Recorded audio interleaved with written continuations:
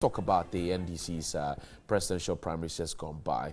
President John Dramani Mahama, or ex-President Mahama, has been elected unanimously by his party, some 95% of the votes. And joining me in studio is Uncle Ben Ephson. He is a renowned pollster. Chief, good morning. Good morning. How are you, sir? Fine. Firm handshake there. Don't want to be in your corner. No. I'm harmless. How's everything? Fine, thank you. So far, so good.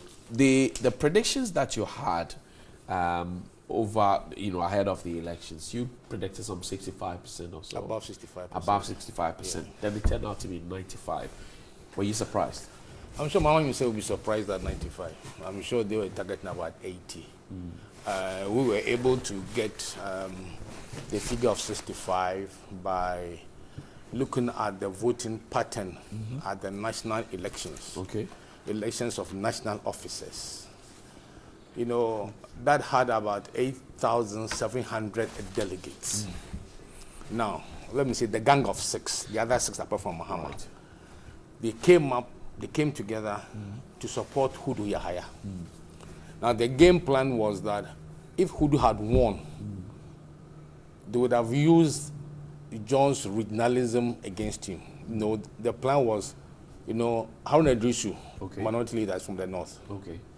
If Hudu had won from the north, so since we are going to use it, that look, we've got two leading members from the north. Why do you pick a flag bearer who come from the north? Right. So on that elections, me and my team, we are assessed.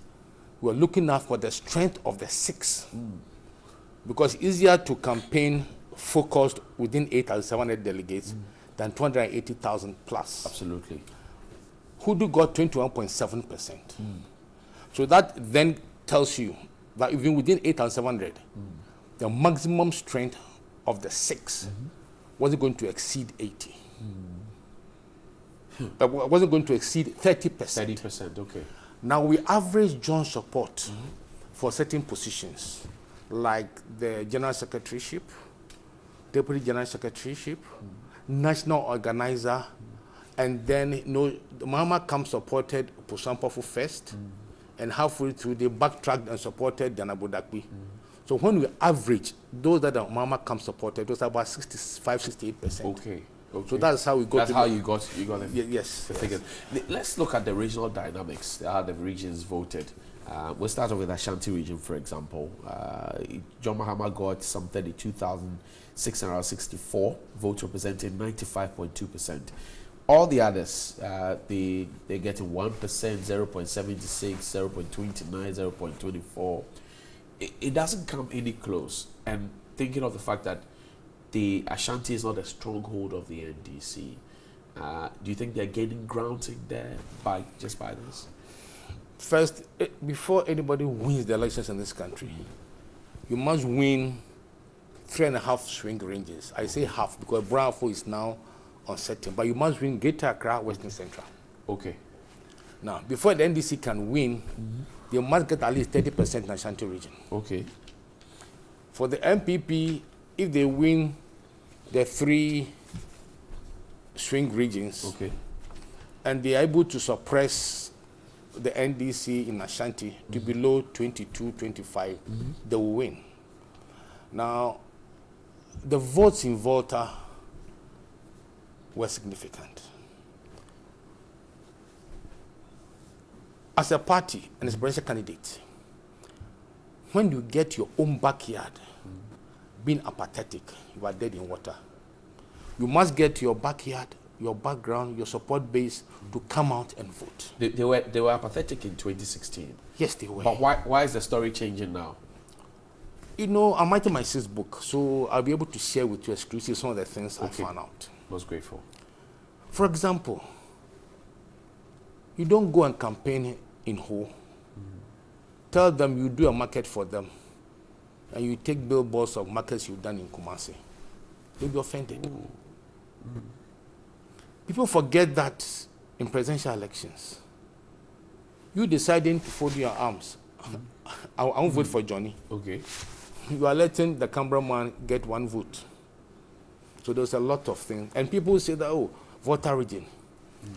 As per the 2010 census, Ashanti is they are about 3.8 million. Vote Ewes 3.3, and Fantis 2.78. Per the census, the total population in Volta region is about 1.8. So if you realize that the support base of the MPP is in Ashanti, that of the NDC is in Volta, you don't have to look at the Volta region votes, because 3.3 and the 1.6, 1.7 strength population in Volta is only Ewes. Okay, sure. So it tells you the Ewes are spread across. So you see that your votes will be falling. Like in Eastern region, 18% Achim, 17% Ewe, 16% Dangbe. Greater Accra, Ga, 19%, Ewe 17%. So when there's apathy, it reflects in your vote. It will hit you. So now that John has been going wrong, the mistakes he made, I'll give you another typical example. Okay. John made a mistake of taking the party government from the party. He separated the two. Yes, by his actions and inactions. Why is it that as soon as he said that he was going to contest, one of the first things he did was to say that if you like me, don't form any groups, join NDC. Because on our rounds, we met the foot soldiers, organizers in the various countries who were angry and bitter. Okay.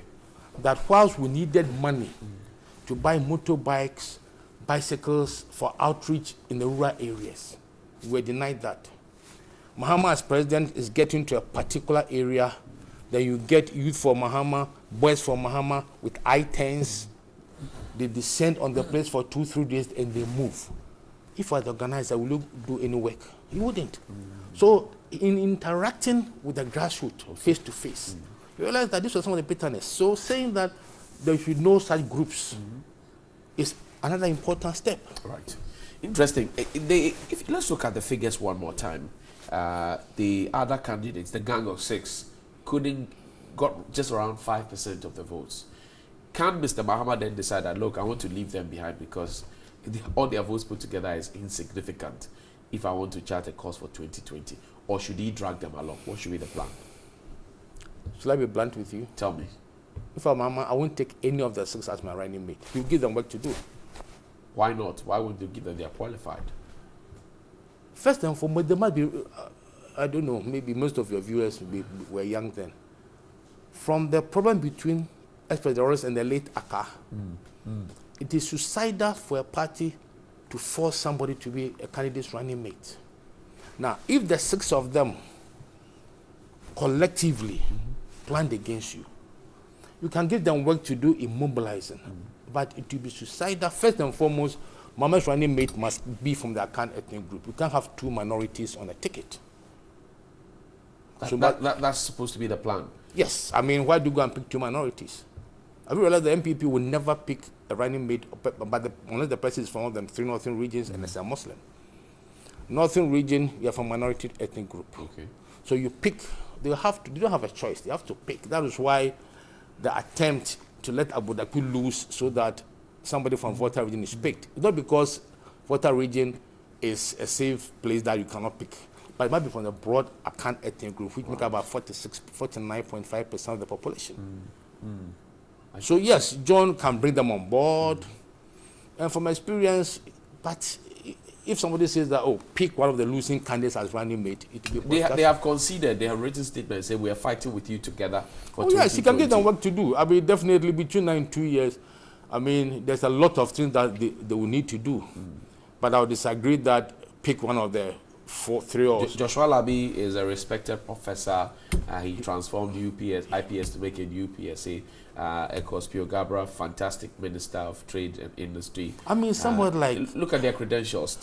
Sly, for example. Sly is from the Ghana ethnic group, Right. minority. Joshua Labi is from the Ghana ethnic group.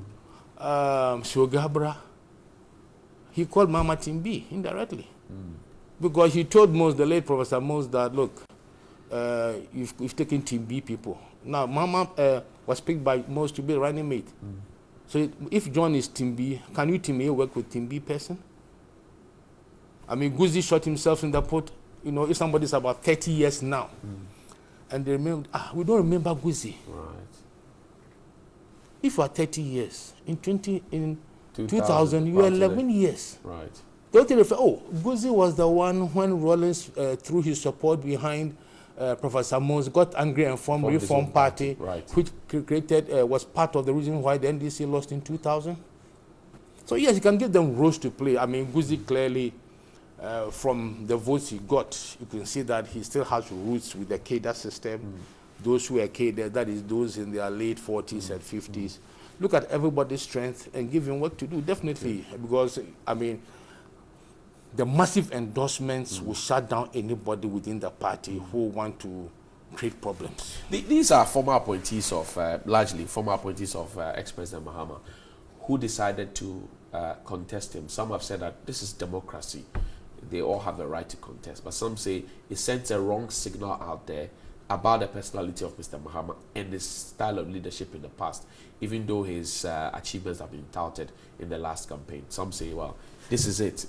It speaks a lot about him. If your appointees want to contest you, then it's not good. Interestingly, the utterances of those people and the reaction of the MPP helped Mahama get such a massive endorsement. For example, if you go and campaign that don't vote for somebody who cannot go 2 terms. But then, you see, people underestimate the intelligence of the average Ghanaian. You may not have a master's, but you got political wisdom. Right. If I'm a delegate, you come and tell me that don't vote for somebody who cannot go 2 terms. You are inferring that Mama can win, but cannot go 2024. I shouldn't vote for him. Okay. As a delegate, the person wants 2020. Right. So he will vote for Mama. Right. For MPP, the reaction to Mama's statements, knee-jerk reaction, shows that of all the 6, you know, let me give you an example. When Mama called the diplomats and showed them the video, there were utterances by some of the other 6 on these things. Who did the MPP respond to? Mahama. So, I mean, the reaction, not even with the I was going to the videos, reaction. So definitely the delegates, they listen to radio, they watch TV. It's like, here's the person that, you know, kicks the MPP. Let's give it to him. From what you said, the Kwesi report had made some recommendations. The party is going through reorganization, re-registration, and all of that is elected. It's executive. What trend do you see? Because some people were kicked out in the regional election, in the national executive position. New faces were brought on. What trend do you see?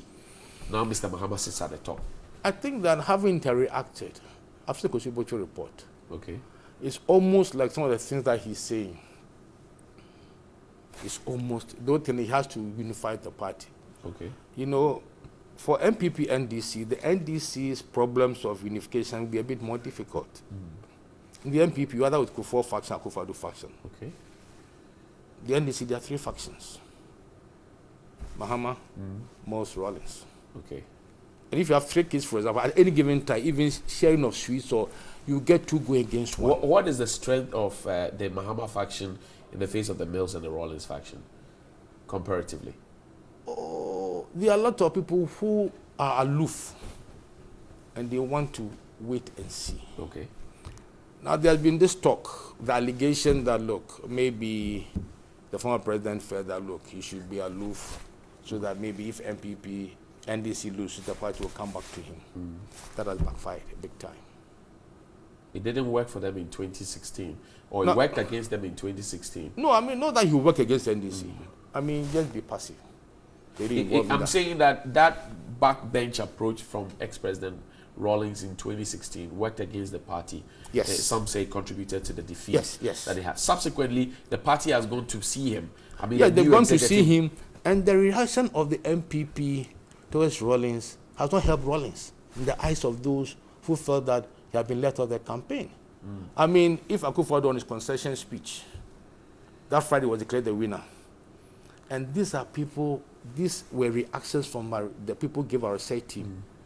That how do you thank the founding father of a party you just defeated? Okay. What did he do for you to thank him in your acceptance speech as the new president? People have taken notice. And these are not from educated people like us. These are people who are farmers, who understand politics, Like if you are doing something, part of the work we did was on the reaction of Rotarians. Okay. So you look at, if you go to the census figures, the report, you see that if you go to, for example, Eastern region, areas where we have people from water regions, this is what we did.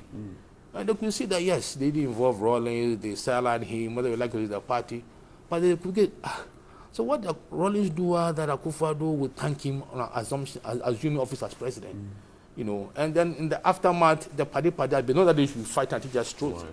But that singular act, people have taken notice. Okay. And is it likely going to work against in terms of not that they don't still respect him, but if you just were passive, okay, thinking the laws will bring the party back to you. I said enough for the book, so I won't go further. if we had to vote today, will President Mahama be victorious, judging by what's happening? Anybody who tells you the person is a liar. Why so? There are going to be elections to select parliamentary candidates. Okay. That brings divisiveness within the various constituencies. So without that, how can you say that a party can win? I've never done polls that maybe in a 2 years' time. No. Anybody who says that is guessing. Because let me tell you, for example, the NDC. Okay. One of the reasons they lost so many seats. Take Laura, for example. Okay. It was an NDC candidate. One of the persons at the NDC headquarters wanted to contest. They had problems with registration.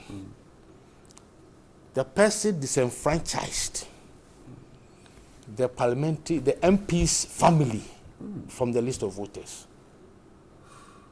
So in the primary, the MP lost. The MP said, lie, then we all go down. The MP contested, he got 5,000 votes. MPP won Laura's seat. Right. So the elections for parliament is an important degree of unity or disunity. Mind you, the MPP has been smart. Okay. That if an MCE, DCE want to contest, resign, I think 3 years before. Right. What they are going around doing, that they are sponsoring candidates. Okay. They are fueling it from yes. So aspects. If you the MP think that because I haven't resigned in the past 3 years, you can roughshod me. Okay, I'll sponsor Johnny against you.